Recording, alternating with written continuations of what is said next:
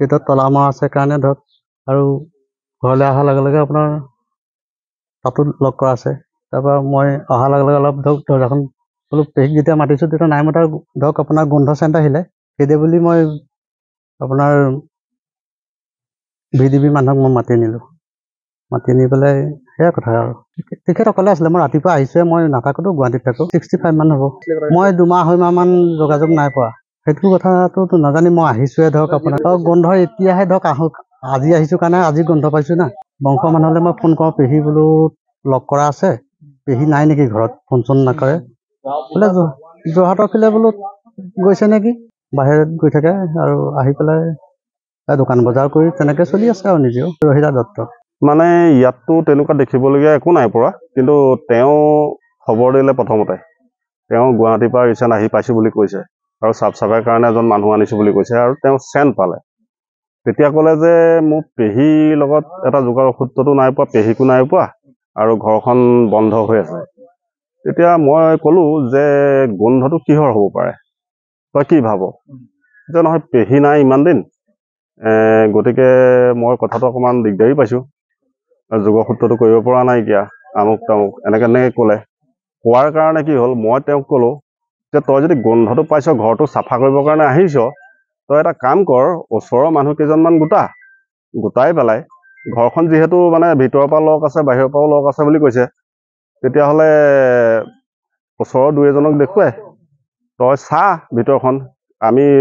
সি কৈছে যে নহয় মই VDBক জনাইছোঁ। বোলো VDBক জনোৱাটো একচুৱেলি দায়িত্ব নহয়, কাৰণ ওচৰ চুবুৰীয়া মানুহ আছে তহঁতৰ, ওচৰ চুবুৰীয়াক জনাই। আজি যিহেতু ইলেকশ্যন আৰু আমিও তাতে ইলেকশ্যনতে ব্যস্ত, দায়িত্ব আছে তাত যথেষ্ট।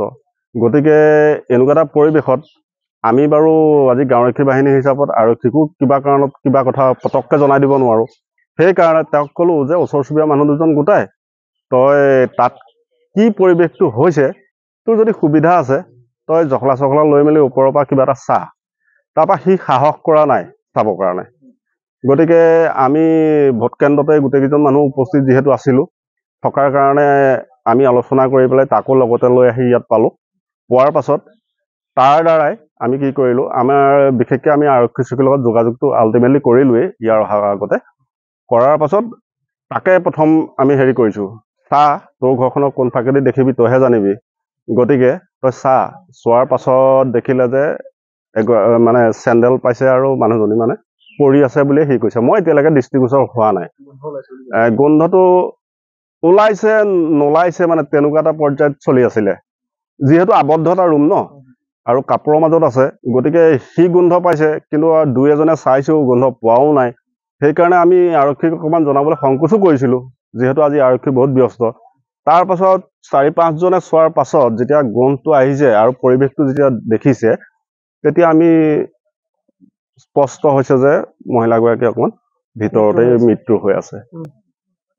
আমি তেতিয়া আৰক্ষীৰ লগত যোগাযোগটো সম্পূৰ্ণভাৱে ৰাখিছোঁ। হয়, তেখেত অকলে থাকে।